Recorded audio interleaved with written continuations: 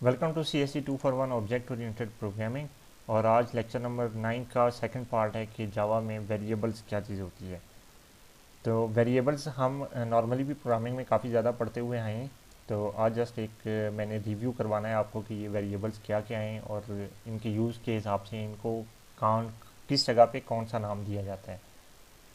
तो वेरिएबल्स क्या है? वेरिएबल बेसिकली मेमोरी लोकेशन होती है जहाँ आप कोई इंफॉर्मेशन स्टोर करवा रहे होते हैं। तो आप कहते हैं इस मेमोरी लोकेशन को कि ये मेमोरी लोकेशन आपका एक वेरिएबल है। वेरिएबल की डाटा टाइप ये बताती है कि कितनी मेमोरी आपने एलोकेट करनी है किसी पर्टिकुलर टाइप ऑफ इंफॉर्मेशन को स्टोर करने के लिए। जिस तरह आप इंटीजर यूज़ करते हैं तो इंटीजर क्या बताता है कि आप 4 बाइट्स को रिज़र्व करें और आपने इंटीजर टाइप का डाटा उसमें स्टोर करवाना है। इसी तरह डबल आपको बताता है कि 8 बाइट रिजर्व करवें और आपने डबल टाइप का डाटा इसमें स्टोर करवाना है। और वेरिएबल का नाम क्या चीज़ है?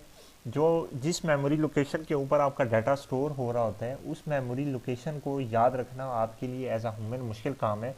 तो आप क्या करते हैं, उस मेमोरी लोकेशन को कोई नाम दे देते हैं और इसे आप कहते हैं कि ये वेरिएबल का नाम है। तो ये एक्चुअली वेरिएबल का नाम उस मेमोरी लोकेशन को रेफर कर रहा होता है जहाँ पे आपका डाटा स्टोर हुआ है।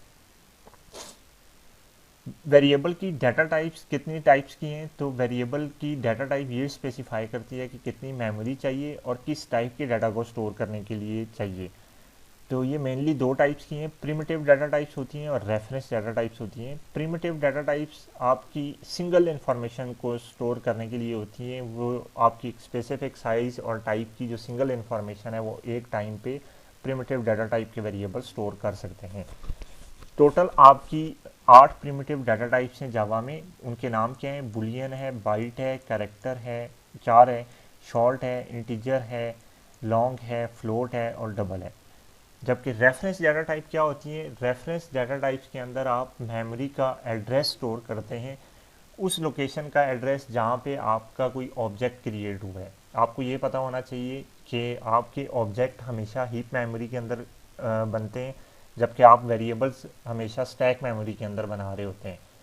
तो जिस मेमोरी लोकेशन में हीप के अंदर ये ऑब्जेक्ट आपका बना है उसका एड्रेस आप उठा के इस रेफरेंस टाइप के वेरिएबल को असाइन कर देते हैं।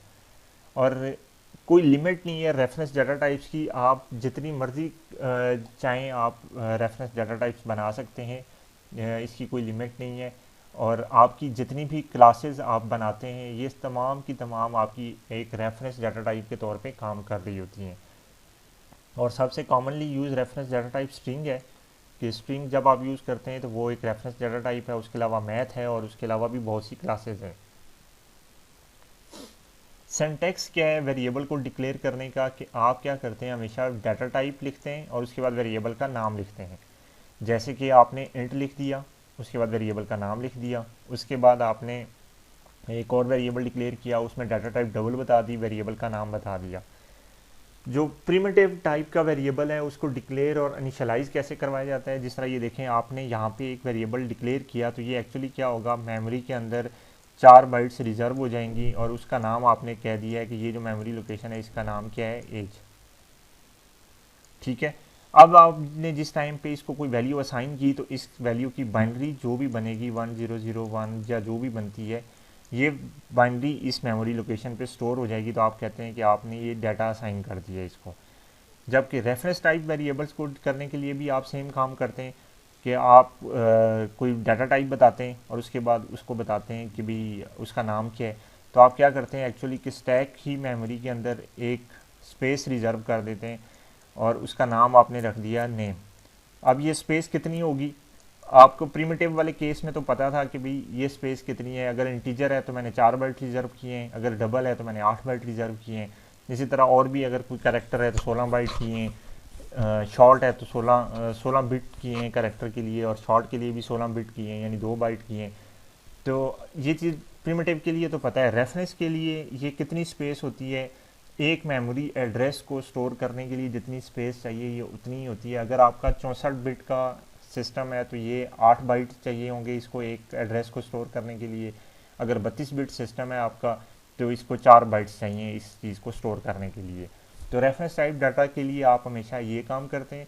और उसके बाद जिस टाइम पे आप इसको इनिशियलाइज करवाते हैं, जिस तरह आपने यहाँ पे लिखा कि स्ट्रिंग नेम, तो ये नेम तो बन गया। अब आपने name is equal to Kasim कर दिया, तो आपकी एक हीप मेमोरी के अंदर एक ये 4-5 कैरेक्टर्स मिलके एक ऑब्जेक्ट बनाएंगे QASIM, और ये जिस मेमोरी लोकेशन पे बना है, फ़र्ज़ किया 00101 ये मेमोरी लोकेशन थी, तो आपने इस एक्चुअली 00101 को यहाँ पे स्टोर करवा दिया है। तो रेफरेंस टाइप के वेरिएबल्स में क्या होता है कि आपका ऑब्जेक्ट जिस मेमोरी लोकेशन पे बनता है उसका एड्रेस आप इसमें स्टोर करवाते हैं। सेम इसी तरह जिस तरह स्टूडेंट अली है, तो स्टूडेंट अली के लिए भी अगर फ़र्ज़ किया कि 32 बिट का आपका सिस्टम था तो 4 बाइट रिजर्व हो जाएंगी। इसका नाम आपने रख दिया कि ये अली इसका नाम है इस मेमोरी लोकेशन का। आपका यहाँ पे कोई ऑब्जेक्ट बन जाएगा स्टूडेंट टाइप का, और उसका जो एड्रेस होगा वो यहाँ पे स्टोर हो जाएगा। क्या पता ये किस मेमोरी लोकेशन के ऊपर जाके ये ऑब्जेक्ट बना है, तो वो मेमोरी लोकेशन का एड्रेस यहाँ पे आपका स्टोर हो जाएगा। तो ये बेसिक डिफरेंस है प्रिमिटिव और रेफरेंस टाइप के वेरिएबल्स में। अच्छा, अब यूज़ आप जो वेरिएबल्स करते हैं उसके हिसाब से वेरिएबल्स की कितनी टाइप्स हैं, 4 हैं। आप जब वेरिएबल को यूज़ करते हैं तो या तो वो इंस्टांस वेरिएबल के तौर पे यूज़ हो रहा होता है, या वो क्लास वेरिएबल के तौर पे यूज़ हो रहा होता है, या वो फाइनल वेरिएबल के तौर पे यूज़ हो रहा होता है, या फिर वो लोकल वेरिएबल के तौर पे यूज़ हो रहा होता है। तो अभी हम वन बाई वन देखते हैं कि इनमें डिफरेंस क्या है, instance variable, class variable, final और लोकल में डिफरेंस क्या है। तो इंस्टांस वेरिएबल्स क्या हैं, ये हमेशा क्लास के अंदर डिक्लेयर किए जाते हैं, यानी कि ये आपकी क्लास है, तो यहाँ पे क्लास के अंदर जो वेरिएबल आप डिक्लेयर करेंगे जैसे कि इंट नंबर, ये आपका एक इंस्टांस वेरिएबल है। इसी तरह इंट सम, ये भी आपका एक और इंस्टांस वेरिएबल है। स्ट्रिंग नेम, ये भी आपका एक इंस्टांस वेरिएबल है। कोई इसमें एक पाबंदी नहीं है कि आपने सिर्फ प्रिमिटिव टाइप के वेरिएबल ही इंस्टांस में यूज़ करने हैं, आप प्रिमिटिव या रेफरेंस में से किसी को भी यूज़ कर सकते हैं। अच्छा, ये आपके जितने भी इंस्टांस बनेंगे उस क्लास के हर एक का पार्ट होते हैं, यानी इंस्टांस बनाने से क्या मुराद, जितने भी ऑब्जेक्ट बनेंगे। अब मैं इस टेस्ट क्लास के जितने भी ऑब्जेक्ट बनाऊंगा, T1 is equal to new test, इसी तरह एक और मैं ऑब्जेक्ट बनाता हूँ T2 is equal to new test. ये मैंने 2 ऑब्जेक्ट बनाए।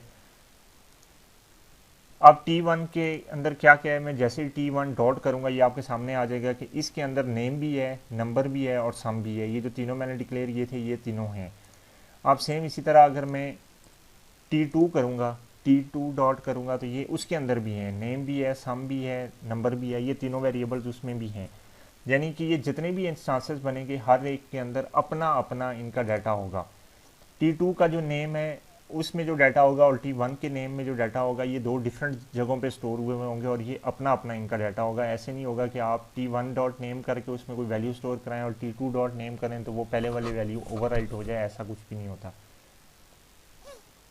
हर इंस्टांस या ऑब्जेक्ट अपनी एक कॉपी रखता है इंस्टांस वेरिएबल्स की, और अगर आपने इनको एक्सेस करना है तो अगर वो वेरिएबल पब्लिक हैं तो आप इनको डॉट ऑपरेटर के थ्रू वेरिएबल का नाम लिख के एक्सेस करते हैं, यानी ये अगर पब्लिक हैं या डिफ़ॉल्ट हैं। अगर आपने यहाँ पे पब्लिक इनके साथ लगा दिए हैं एक्सेस स्पेसिफायर में या कुछ भी नहीं लगाया, तो इन दोनों केसेस में आप क्या कर सकते हैं, सिंपली ऑब्जेक्ट का नाम लिखें, डॉट वेरिएबल का नाम लिख के आप इसको एक्सेस कर सकते हैं और इसको वैल्यू असाइन कर दें, ठीक है। और अगर ये आपने प्राइवेट कर दिए हैं तो फिर क्या है, अब आप इस वेरिएबल को एक्सेस नहीं कर सकते। अब आप देखें ये T1 डॉट में करूँगा तो ये आपको सम नज़र नहीं आएगा, सॉरी नंबर नज़र नहीं आएगा, नंबर को हमने प्राइवेट कर दिया है। तो अभी डॉट मैंने किया तो देखिए नेम और सम दोनों आ रहे हैं लेकिन नंबर गायब हो गया इस लिस्ट में से कि नंबर आपको नज़र नहीं आ रहा। तो ऐसे केस में हम क्या करते हैं फिर कि जब किसी वेरिएबल को प्राइवेट कर दिया जाता है तो आप इसके लिए फिर एक सेटर या गेटर मेथड बनाते हैं, वो पब्लिक होता है। पब्लिक वॉइड सेट नंबर होगा आपका, और इसे आप कोई भी इनपुट देंगे, इंट नंबर, और फिर आप करेंगे this dot number is equal to number, ठीक है। ये पब्लिक मेथड के थ्रू आप इसे जो भी वेरिएबल पास करेंगे, वैल्यू पास करेंगे, तो वो वैल्यू इसको जाके इनिशियलाइज होगी। अब आप इसको डायरेक्टली एक्सेस नहीं कर सकते, और अगर इसकी वैल्यू किसी टाइम पे आपने देखनी है तो आप क्या करते हैं, public int get number, get method बनाते हैं और उसमें जाके रिटर्न कर देते हैं कि रिटर्न नंबर, ठीक है। यानी अब आपने जो इंस्टांस वेरिएबल था उसको हाइड कर दिया है और पब्लिक मेथड्स के थ्रू आप इसको एक्सेस कर सकते हैं, और इस फिनोमेना को इनकैप्सुलेशन कहते हैं कि आपने अपना डाटा हाइड कर दिया है, लेकिन दो पब्लिक फंक्शंस दे दिए हैं जिनके थ्रू आप इस डाटा को एक्सेस कर सकते हैं। तो अब आपने अगर इसको एक्सेस करना है तो आप t1 डॉट सेट फंक्शन को कॉल करके इसे कोई नंबर वैल्यू असाइन करके दे सकते हैं, और इसी तरह आप t1 डॉट गेट को कॉल करके इसकी वैल्यू को दोबारा देख सकते हैं। तो सेटर और गेटर आपको यूज़ करने पड़ते हैं अगर आपने इसको प्राइवेट कर दिया तो। अच्छा, स्टैटिक मेथड्स के अंदर से आप इंस्टांस वेरिएबल्स को एक्सेस नहीं कर सकते, ये चीज़ मैं आपको पहले भी बता चुका हूँ कि ये जिस तरह ये दोनों देखें ये आपके इंस्टांस मेथड्स थे। अगर मैं यहाँ पे कोई स्टैटिक मेथड बनाता हूँ, पब्लिक स्टैटिक वॉइड सम के नाम से एक मेथड बनाता हूँ, इसके अंदर अगर मैं इसको इनमें से इन तीनों को एक्सेस करना चाह रहा हूँ तो मैं नहीं कर सकता। System dot out dot print L N मैं करता हूँ और इसके अंदर मैं कहता हूँ कि आप मुझे नंबर की वैल्यू दिखा दो, तो ये मुझे एरर दे देगा। और वो एरर क्या होगा कि आप नॉन स्टैटिक वेरिएबल नंबर को स्टैटिक कॉन्टेक्स्ट से रेफ़र नहीं कर सकते। ठीक है, तो ये आपको पता होना चाहिए। और जितने भी इंस्टांस वेरिएबल्स हैं ये यहाँ पे देखें मैंने इनमें से किसी को भी इनिशियलाइज़ नहीं करवाया हुआ, तो ये बाय डिफ़ॉल्ट वैल्यूज़ के ऊपर इनिशियलाइज हो जाते हैं। डिफ़ॉल्ट वैल्यूज़ क्या हैं, इंटीजर के केस में 0 है और स्ट्रिंग के केस में नल है। ठीक है, तो ये डिफ़ॉल्ट वैल्यूज़ के ऊपर इनिशियलाइज हो जाएंगे। लोकल वेरिएबल्स क्या हैं? लोकल वेरिएबल्स आपके किसी मेथड के अंदर डिक्लेयर किए जाते हैं, जैसे कि आपका ये कोई एक मेथड है सम का, इसके अंदर अगर आप कोई वेरिएबल डिक्लेयर करते हैं हिंट नंबर 1, तो ये आपका एक लोकल वेरिएबल है। अगर आपने इस लोकल वेरिएबल को यूज़ करना है तो system dot out dot print L N, तो आप डायरेक्टली इसको यूज़ नहीं कर सकते।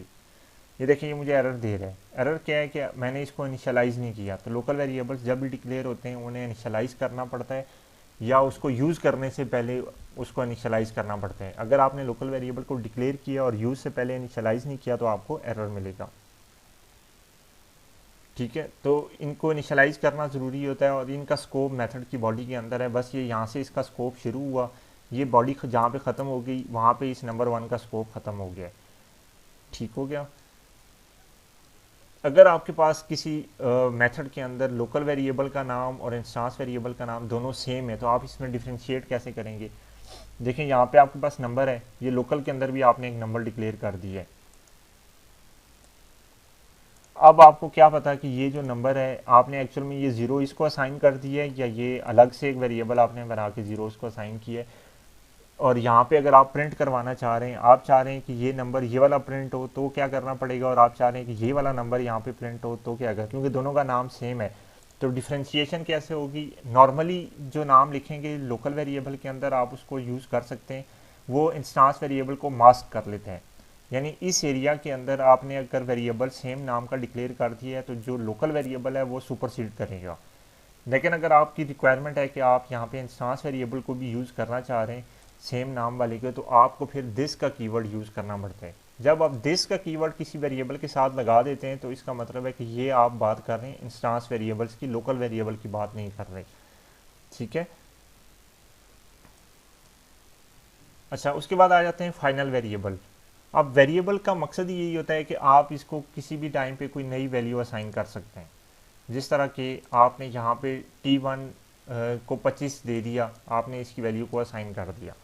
इसी तरह आप कोई और वेरिएबल है, जिस तरह नेम है, नेम आपने किसी एक इंस्टांस के लिए कासिम लिख दिया, किसी दूसरे इंस्टांस के लिए अली लिख दिया, किसी के लिए तीसरे के लिए ताहिर लिख दिया, मतलब वो डिफरेंट नाम आपने लिख दिए। तो अब किसी किसी टाइम पे रिक्वायरमेंट होती है कि कुछ वैल्यूज़ ऐसी होती हैं कि जो आप चाहते हैं कि ये सारे इंस्टांसेस में सेम रहें, जैसे कि पाई की वैल्यू है। आपको पता है कि डबल पाई की वैल्यू आपकी हमेशा कांस्टेंट रहेगी, 3.1425 जो भी इसकी वैल्यू है ये हमेशा कांस्टेंट रहेगी। लेकिन अगर आपने इसको यहाँ पे इनिशियलाइज नॉर्मली कर दिया है तो यहाँ पे जाके आप t1 डॉट पाई करके इसको चेंज भी कर सकते हैं। t1 dot pi is equal to आप कुछ और असाइन कर दें 4.5। अब पाई की वैल्यू आपने यहाँ पे 4.5 कर दी है, लेकिन आपको पता है कि पाई की वैल्यू को चेंज नहीं होना था कभी भी, तो लेकिन यहाँ पे आप अगर चेंज करना चाह रहे हैं तो आपने चेंज कर भी दी है, तो ये चीज़ गलत है।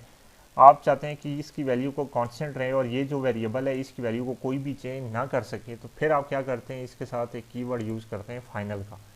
जब आपने फाइनल कीवर्ड यूज़ कर दिया है तो अब इसकी वैल्यू को आप कहीं पे भी चेंज नहीं कर सकते। ये देखें, अब ये यहाँ पे मैंने इसको चेंज करने की कोशिश की है तो ये मुझे इसने एरर दे दिया है, can not assign a value to final variable pi, कि फाइनल वेरिएबल था पाई, इसको आप कोई नई वैल्यू असाइन नहीं कर सकते, अब आप इसको सिर्फ यूज़ कर सकते हैं। तो ये आपके किसी वेरिएबल के अंदर कांस्टेंट वैल्यू स्टोर करने के लिए आप क्या करते हैं, उसके साथ फाइनल का कीवर्ड यूज़ करते हैं।